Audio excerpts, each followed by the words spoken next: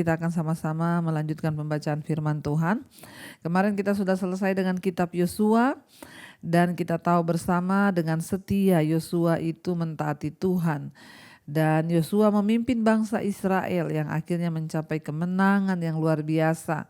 Namun sesudah Yosua meninggal, ya kita akan lihat suku-suku Israel itu ya mereka akan tetap bertahan di dalam Tuhan ya atau melakukan apapun ya karena Tuhan ya yang sudah berjanji memberikan kemenangan demi kemenangan, tetapi ya bagaimana hidup bangsa Israel ya ke depan ya, dan kita tahu bersama mereka pun akhirnya mengalami kejatuhan.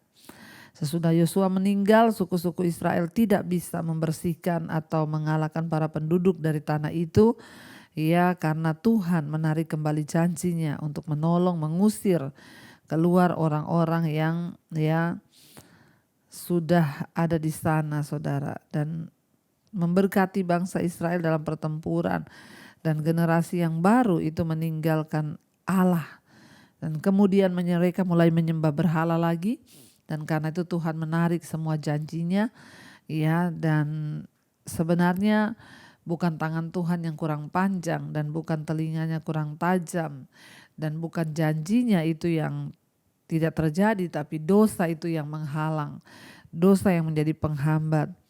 Ya, dan kita akan lihat di kitab Hakim-Hakim ini ya akan menunjukkan ya apa yang bisa terjadi apabila bangsa Israel lalai dalam menggenapi semua yang sudah Tuhan suruh kepada mereka.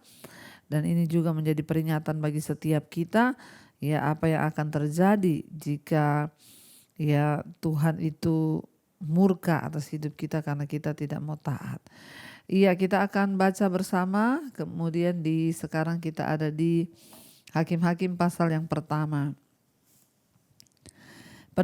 Penaklukan Kanaan yang tidak sepenuhnya. Ya, ayat yang pertama saudara sana keadaan orang Israel setelah Yosua mati. Ya, ini keadaan orang Israel. Nah, setelah pemimpin rohaninya mati, setelah ya semua keadaan berlalu, Yosua sebagai pemimpin rohani mati, ya apa yang terjadi dengan bangsa itu? Ya, kita akan melihat di situ. Sesudah Yosua mati, ayat yang pertama, orang Israel bertanya kepada Tuhan, "Siapakah daripada kami ya yang harus," dikatakan di sana, yang harus lebih dahulu maju menghadap orang Kanaan untuk berperang melawan mereka? Firman Tuhan, suku Yehuda lah yang harus maju.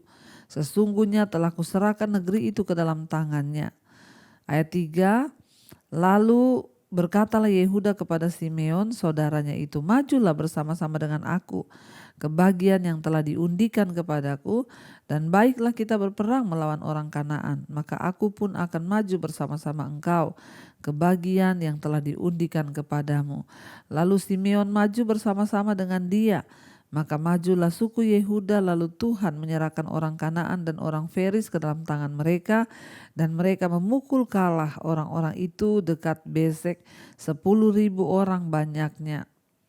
Di Besek mereka menjumpai Adoni Besek dan berperang melawan dia, dan mereka memukul kalah orang Kanaan dan orang Feris. Tetapi Adoni Besek ya melarikan diri, lalu mereka mengejarnya, menangkapnya dan memotong ibu jari tangannya dan dari kakinya. Ya, kata Adoni Besek, ada 70 raja dengan terpotong ibu jari tangan dan kaki yang memungut sisa-sisa makanan di bawah mejaku. Sesuai dengan yang kulakukan itu, demikianlah dibalaskan Allah kepadaku. Kemudian ia dibawa ke Yerusalem dan mati di sana. Saudara, kita melihat di sini ya bangsa Israel akhirnya masuk dan menguasai negeri yang dijanjikan kepada mereka kepada nenek moyang mereka oleh Allah. Kitab Hakim-Hakim melanjutkan kisah dari penaklukan ya yang sudah dimulai oleh Musa dan dilanjutkan oleh Yosua ya, dan ini kitab Hakim-Hakim melanjutkan kisahnya. Melalui kekuatan Allah, orang-orang Israel menaklukkan banyak musuh dan mengatasi banyak kesulitan. Tetapi pekerjaan mereka belum selesai. Mereka secara efektif telah menemui banyak tantangan politik dan juga militer, ya. Tetapi menghadapi tantangan-tantangan rohani itu lebih sulit, saudara. Gaya hidup yang tidak kudus tetapi menarik dari orang-orang Kanaan terbukti lebih berbahaya daripada kekuatan militer mereka. Jadi Tuhan itu bukan hanya Tuhan ya yang yang membangun kekuatan fisik orang Israel, namun lebih daripada itu Tuhan melihat kehidupan rohani mereka, manusia batinnya mereka, apakah mereka sungguh-sungguh hidup dalam kebenaran, dalam kekudusan. Ya, dengan kata lain dalam hidup ini saudara jangan hanya membangun kekuatan-kekuatan fisik semata dengan cara-cara kita, strategi-strategi kita untuk bertahan hidup, untuk bekerja, mendapat pekerjaan dan lain-lain. Tetapi mari kita lebih membangun manusia batinia rohani kita agar kita ini semakin hidup kudus di hadapan Tuhan, ya. Dan gaya hidup yang tidak kudus itu ternyata lebih menarik ya bagi bangsa Israel dari orang-orang Kanaan. Ya, ketimbang kekuatan militer mereka, mereka mampu menghadapi. Tetapi cara hidup itu yang menarik mereka, akhirnya mereka menjadi sesat. Nanti kita akan baca orang-orang Israel akhirnya menyerah kepada tekanan dan melakukan kompromi ya terhadap iman dan kepercayaan mereka. Ya, saudara, ya kita melihat di sini hati-hati karena seringkali ketika kita ini dalam tekanan ya kita bisa melawan. Tapi kalau sudah bicara tentang keinginan daging, hal-hal yang nikmat bagi daging itu banyak orang yang tidak kuat. Dan setelah Yosua meninggal, Israel mulai kehilangan cengkeraman ya kuatnya di dalam iman kepada Tuhan.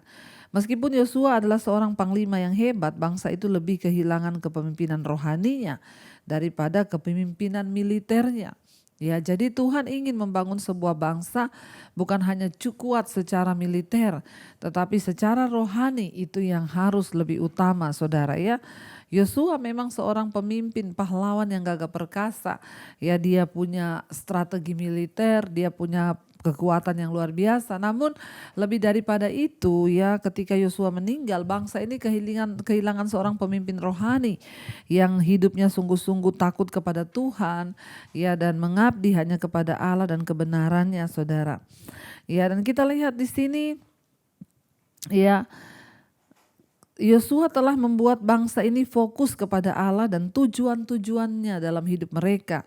Ya, jadi bukan hanya fokus kepada tujuan-tujuan jasmani, tapi fokus kepada tujuan-tujuan ilahi. Makanya kita juga berdoa untuk para pemimpin-pemimpin, orang-orang Kristen yang memiliki jabatan di kepemerintahan, agar mereka itu memegang nilai-nilai ketaatan rohani. Bukan hanya sekedar berpolitik, mencari keuntungan diri, membangun keuntungan diri sendiri untuk kekayaan dan lain sebagainya.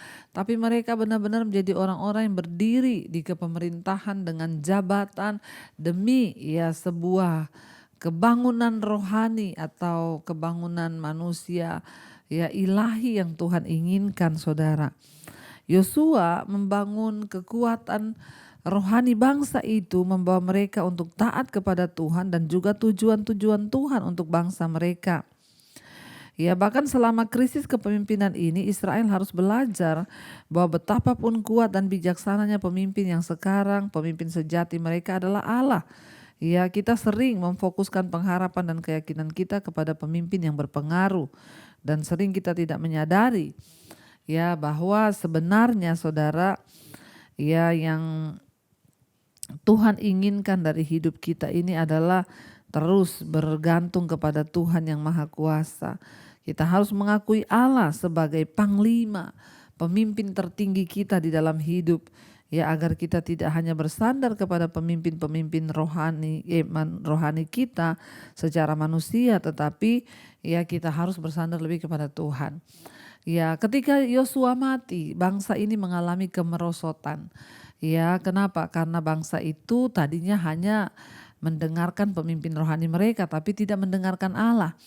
Kenapa saya selalu berkata kepada saudara yang datang kepada saya, ya yang minta didoakan atau minta nasihat, saya selalu berkata cari Tuhan. Ya, cari Tuhan, jangan cari saya, jangan cari pendeta manapun, tapi cari Tuhan. Ya, sebab manusia itu terbatas ya. Tapi kalau saudara ketemu dengan Tuhan, itu Tuhan yang tidak terbatas. Saya selalu mengingatkan, saudara saya ini bertugas hanya membawa saudara datang kepada Tuhan, bukan datang kepada diri saya. Saudara mau konseling, saudara mau apa, sebenarnya kalau saudara baca di Alkitab atau saudara dengarkan firman-firman, khotbah-khotbah yang saya bawakan, itu semua sudah ada jawabannya. Yang penting hanyalah kita ketemu dengan Tuhan secara pribadi, ya. Itu yang terpenting sebenarnya.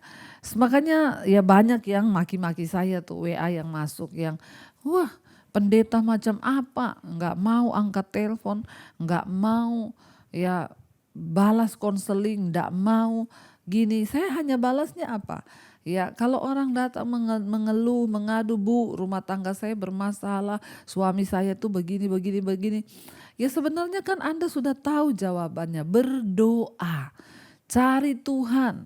Saya tidak bisa menyelesaikan masalah Anda. Ada yang datang dengan masalah keuangan. Itu semua masalah-masalah sudah ada jalan keluarnya di firman Tuhan. Ya, kenapa saya selalu jawabannya itu cari Tuhan. Tapi saya minta didoakan oleh ibu, nggak ada guna. Ya, datang sama Tuhan secara pribadi itu yang lebih berguna. Ya, saya rindu supaya saudara ketemu Tuhan. Gak apa-apa saya banyak yang maki-maki. Dasar pendeta sombong, gak mau ya doakan orang, gak mau begini, ndak apa-apa. Saya cuma balas Tuhan memberkati. Ya kenapa saudara? Saya tidak mau saudara itu mengidolakan pemimpin, saudara mengkultuskan pemimpin. Karena pendeta itu juga manusia. Ya, kenapa ini terjadi kepada bangsa Israel? Ketika Yosua mati, mereka kelimpungan, iman mereka goyah, akhirnya mereka terjebak lagi dalam penyembahan berhala. Karena mereka hanya mentaati pemimpin rohani dan tidak mentaati Allah. Yang terpenting adalah kita ini berhubungan pribadi dengan Tuhan. Ya, itu yang terpenting, cari Tuhan. Dialah segala sumber hikmat. Kalau saudara ketemu dengan Tuhan, aduh saudara nggak perlu nasihat dari manusia, saudara nggak perlu nasihat lagi ya mau konseling mau apa, saudara Tuhan itu cukup bagi kita, Tuhan itu segala-galanya bagi kita. Ya karena itu cari Tuhan. Iya, saudara boleh mendengarkan khotbah-khotbah saya, saudara boleh mendengarkan semua ya firman yang saya sampaikan, tapi untuk pergumulan pribadimu datanglah kepada Tuhan ya. Dan hindari saudara, kita ini ya menaruh penghormatan tertinggi kepada pemimpin rohani lebih daripada kepada Tuhan. Ya, dan bangsa Kanaan itu semua orang yang hidup di Kanaan adalah di tanah perjanjian. Mereka hidup di negara-negara kota yang masing-masing kota memiliki pemerintahan. Ya, memiliki tentara dan juga memiliki hukum-hukum yang sendiri-sendiri saudara ya. Dan satu alasan mengapa Kanaan begitu sulit ditaklukkan adalah karena masing-masing kota itu harus dikalahkan secara tersendiri. Tidak ada satu raja yang bisa menyerahkan seluruh negeri itu ke tangan orang-orang Israel. Jadi ancaman terbesar Kanaan bagi Israel bukanlah pasukannya, melainkan agamanya ya. Agama orang Kanaan itu mengidealkan sifat-sifat jahat. Ya misalnya kekejaman, pembunuhan, seks yang amoral, ya, ketamakan yang mementingkan diri sendiri, ya, materialisme, dan masyarakat Kanaan adalah masyarakat yang egois. Dan jelas agama Israel dan agama Kanaan itu tidak mungkin hidup berdampingan karena terjadi beda prinsip yang sangat luar biasa. Makanya Allah menyuruh agar Israel itu memusnahkan ya orang-orang di Kanaan yang tidak mau menyembah kepada Allah tetapi hidup dengan kesombongan mereka sendiri saudara. Lalu akhirnya Tuhan itu memberi kemenangan ya kepada Yehuda dan Simeon, mereka maju bersama-sama untuk menaklukkan ya bangsa orang Feris yang ada di Kanaan. Dan kitab Yosua menceritakan tentang perlakuan yang cepat dan menyeluruh atas pasukan dan kota-kota musuh. Sedangkan kitab Hakim-Hakim ini ya memberi kesan penaklukan yang lebih lama dan bertahap. Pada waktu orang-orang Israel pertama kali masuk tanah ya perjanjian. Mereka bersatu sebagai satu pasukan untuk menghancurkan penduduk negeri itu, sampai penduduk itu terlalu lemah dan membalas kemudian setelah negeri itu dibagi di antara 12 suku. Masing-masing suku bertanggung jawab untuk menghalau keluar musuh yang masih ada di wilayah mereka. Dan kitab Hakim-Hakim ini menceritakan kegagalan dari bangsa Israel. Beberapa suku itu memang berhasil dari suku-suku yang lainnya di bawah pimpinan Yosua. Mereka semua mulai kuat, tetapi dengan cepat bagian yang terbesar dari mereka menyimpang dan akhirnya mereka menyembah kepada Allah orang-orang Kanaan, saudara. Dikatakan di sana akhirnya mereka ketemu dengan Raja Adoni Besek, yaitu adalah salah satu contoh dari rangkaian panjang tindakan-tindakan yang menunjuk kecenderungan Israel untuk tidak mentaati instruksi-instruksi dari Allah dengan hanya mentaati sebagian. Raja-raja musuh seharusnya dibunuh, bukan dipermalukan, Raja yang kala ini mengakui hukuman yang adil dari Allah dengan lebih jelas daripada umat Allah menghargai perintah-perintah Allah. Bila kita memahami apa yang Allah suruh kita lakukan, kita berada dalam bahaya besar kalau kita tidak melakukannya, saudara. Walaupun bangsa Israel menaklukkan Yerusalem, mereka tidak menduduki kota itu sampai zaman Daud, saudara. Dan kita melihat di sini dikatakan mereka tidak membunuh raja itu, tetapi hanya dipotong kakinya, dan ketika itu mereka membawa raja itu lalu dia matinya di Yerusalem, saudara. Memang mati juga, tapi padahal Tuhan berkata kalau kamu dapat rajanya bunuh, Sesudah itu Bani Yehuda ayat yang ke-8 berperang melawan Yerusalem, merebutnya lalu memukulnya dengan mata pedang dan memusnahkan kota itu dengan api.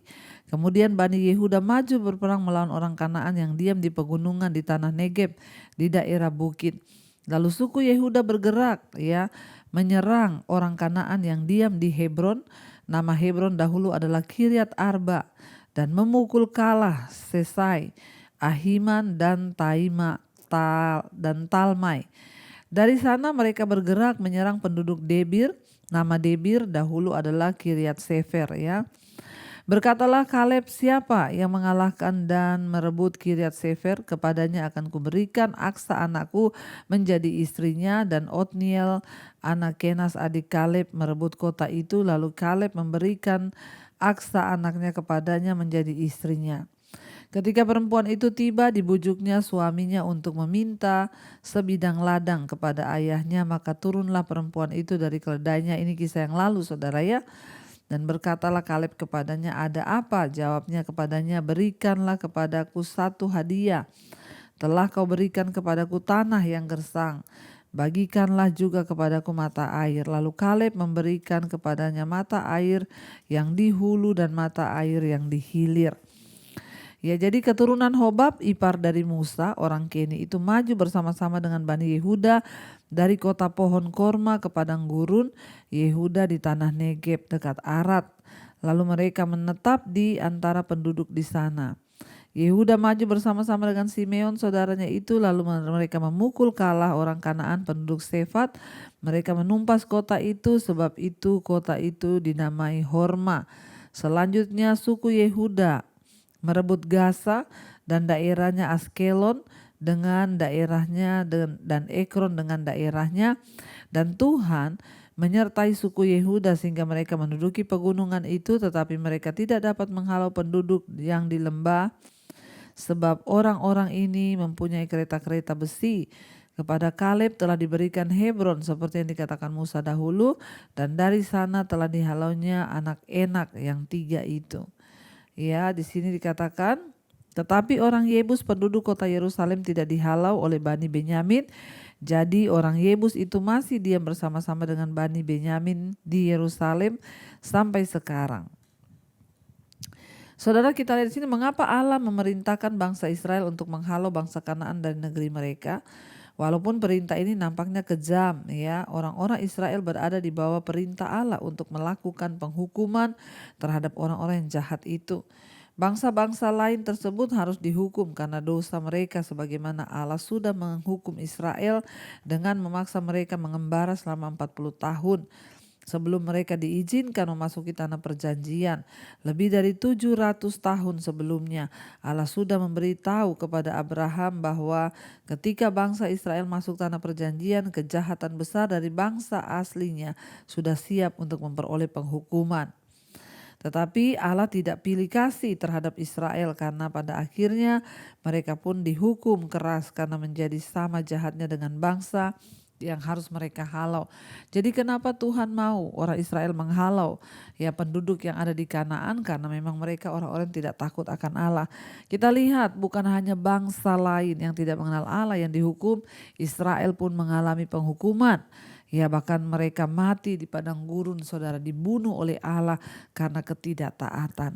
Kita belajar dari sini, saudara, bahwa segala sesuatu yang kita lakukan ya yang menyimpang dari kebenaran itu pasti akan mendapatkan penghukuman. Karena itu ya jangan pernah main-main dengan kebenaran, ya teruslah berjalan dalam kekudusan, sebab yang terpenting di mata Tuhan bukanlah soal ya kuat atau tidaknya sebuah bangsa atau kita ini, tapi bagaimana manusia rohani kita, ketaatan kita, kekudusan kita di hadapan Tuhan, itulah yang lebih penting dari segala-galanya. Ayat 21, tetapi orang Yebus penduduk kota Yerusalem tidak dihalau oleh Bani Benyamin, jadi orang Yebus itu masih diam bersama-sama dengan Bani Benyamin di Yerusalem sampai sekarang, ya. Dan kita melihat di sana ya, kenapa saudara? Ya Tuhan itu tidak menggenapi janjinya kepada mereka karena bangsa Israel itu juga tidak taat kepada janji Tuhan. Suku demi suku gagal untuk menghalau orang-orang Kanaan yang jahat keluar dari negeri mereka. Ya padahal Tuhan sudah menyuruh untuk ditumpas habis semua orang-orang di sana yang tidak takut akan Tuhan dan tidak beribadah kepada Allah. Kenapa? Karena Tuhan itu tahu bahwa pada akhirnya nanti bangsa Israel juga akan terpengaruh dengan kehidupan penyembahan berhala. Dan kita lihat di sana ayat 21, tetapi orang Yebus penduduk kota Yerusalem tidak dihalau oleh Bani Benyamin. Jadi orang Yebus itu masih diam bersama-sama dengan Bani Benyamin di Yerusalem sampai sekarang. Ya, Kanaan yang jahat itu keluar dari negeri mereka. Mengapa mereka tidak melanjutkan dan sepenuhnya mentaati perintah Allah? Mereka sudah lama berperang dan lelah. Walaupun tujuannya tampak jelas, mereka kurang disiplin dan tenaga untuk mencapai tujuan itu. Ya, mungkin karena memang mereka sudah lama terus berperang, memasuki negeri demi negeri dengan perjalanan yang panjang 40 tahun di padang gurun. Ya, dan akhirnya mereka terus memasuki negeri dengan perang dan perang. Jadi ya mereka akhirnya jenuh dan lelah dengan peperangan itu, saudara. Ya padahal tujuan di depan mereka, janji Tuhan itu sudah sangat jelas ya. Tapi ya itulah saudara, dan akhirnya mereka berkompromi ya. Mereka takut kalau musuh itu terlalu kuat, mungkin itu juga adalah alasan. Ya, dan mereka berpikir bahwa kereta-kereta perang besi yang kelihatan seperti tidak terkalahkan. Ya tadi kita sudah baca bahwa kota itu memiliki kereta-kereta besi yang terlihat kuat dan tidak terkalahkan. Sehingga mereka takut, saudara. Bahkan setelah kematian Yosua, kekuasaan dan otoritas diserahkan kepada pemimpin-pemimpin suku. Dan suku-suku itu tidak lagi memiliki tujuan yang pasti, yaitu satu tujuan, karena sudah banyak pemimpin. Kalau dulu hanya Musa atau Yosua, tapi sekarang semua pemimpin-pemimpin suku itu menjadi pemimpin, jadi sudah mulai terpecah-pecah. Ya, jadi saudara, ya kemerosotan rohani akhirnya menjangkiti mereka dari dalam. Mereka berpikir mereka bisa mengatasi godaan yang akan menjadi lebih makmur dengan berbisnis dengan orang-orang Kanaan, sehingga mereka tidak mengusir atau memusnahkan semua orang Kanaan seperti yang Tuhan perintahkan. Ya, seringkali kita juga di dalam hidup ini memilih untuk bertoleransi ya terhadap dosa atau juga berkompromi dengan dosa, sehingga kita tidak sungguh-sungguh mengusir dosa-dosa itu dari hidup kita. Karena kita berpikir ya mungkin ya cuma dosa seperti itu gampang ya, dan kita tidak membereskan. Akhirnya apa yang terjadi tanpa kita sadari, ya justru ya sesuatu yang dari dalam itu menggerogoti kita, sehingga akhirnya kita menjadi lelah, kita menjadi capek, dan kita tidak dapat mencapai tujuan Tuhan di dalam kehidupan kita. Bangsa Israel membiarkan ya suku-suku dari orang-orang Kanaan itu tetap ada di tengah-tengah mereka. Ayat 21 berkata, tetapi orang Yebus penduduk kota Yerusalem tidak dihalau oleh Bani Benyamin. Jadi orang Yebus itu masih bersama-sama dengan Bani Benyamin di Yerusalem sampai sekarang.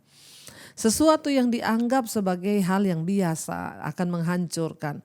Kalau Tuhan sudah berkata seperti itu, ya harusnya taat ya, dan ya melakukan seperti yang Tuhan suruh. Jadi kita melihat kehancuran bangsa Israel memang karena ketidakadanya pemimpin rohani.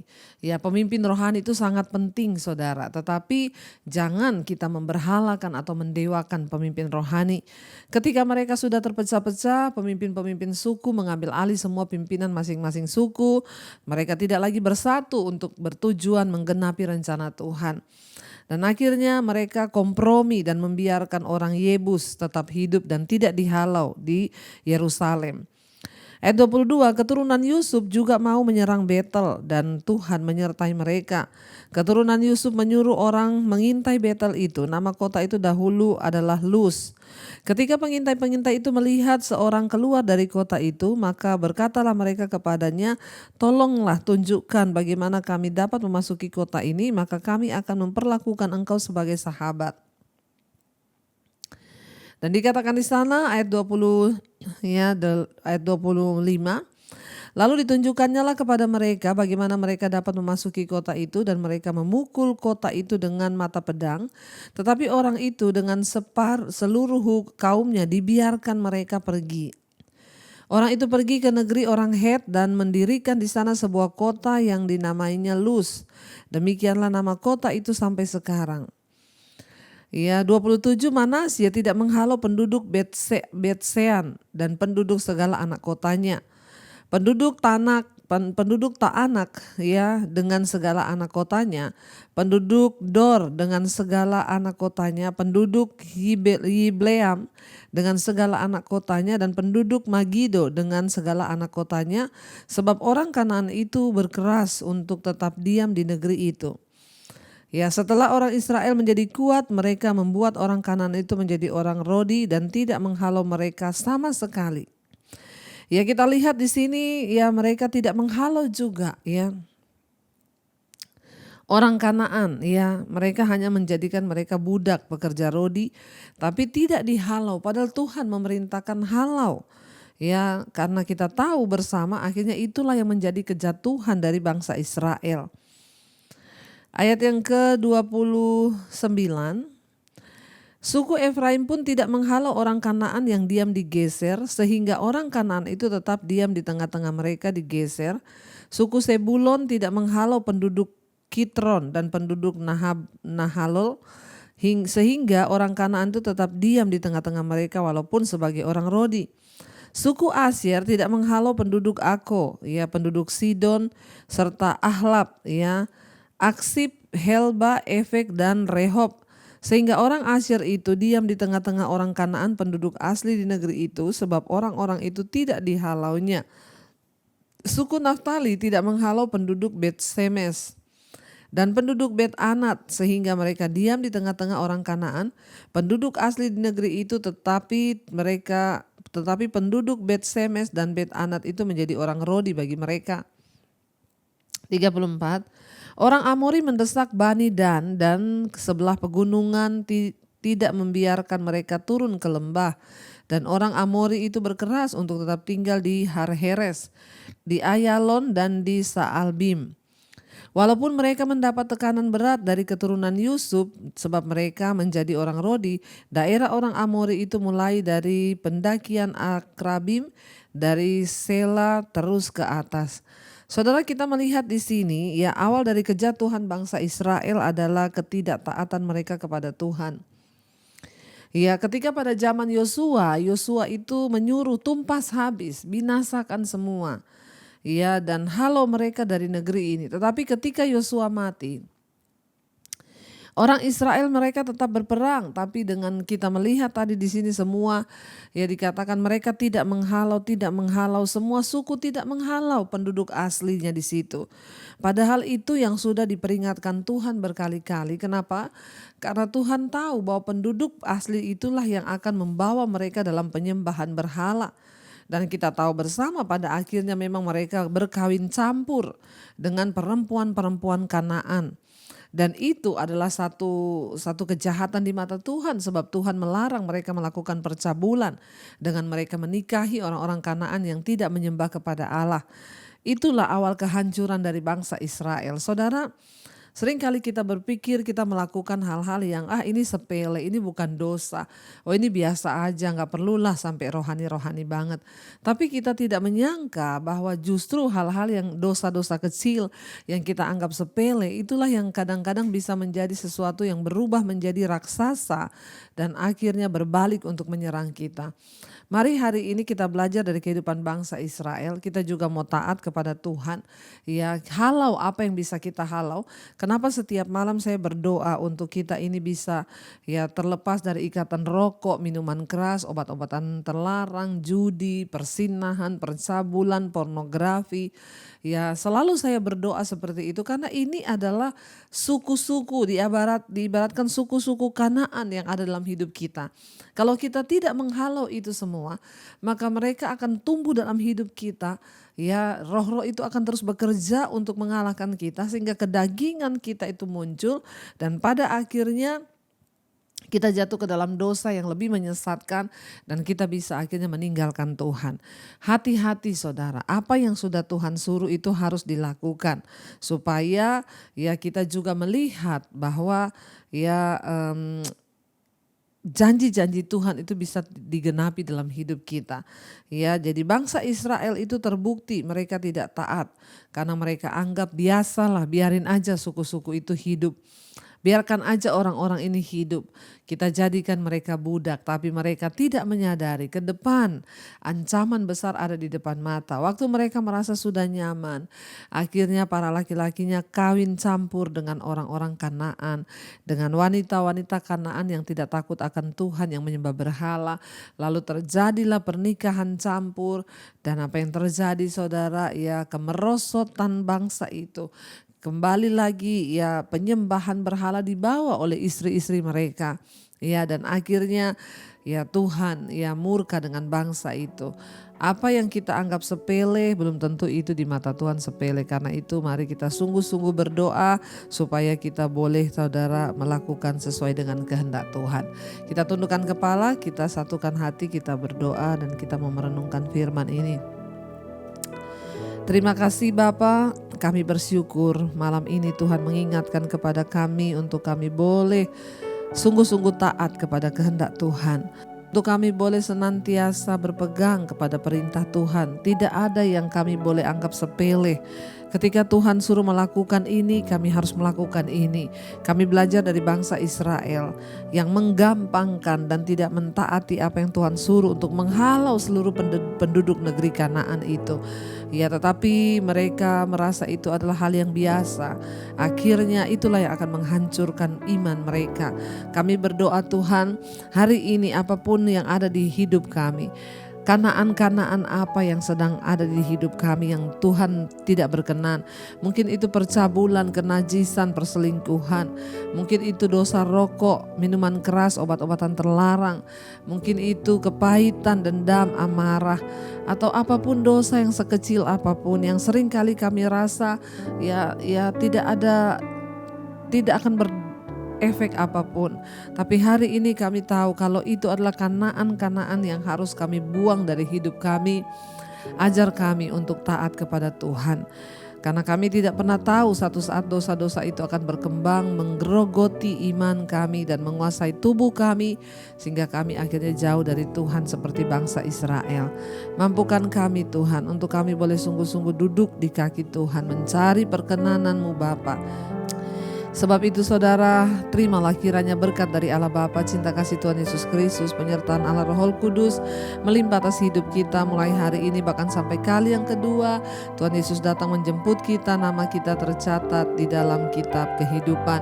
Dalam nama Tuhan Yesus yang percaya diberkati Tuhan, katakan bersama, amin, amin, amin. Tuhan Yesus memberkati, shalom dan Immanuel saudara.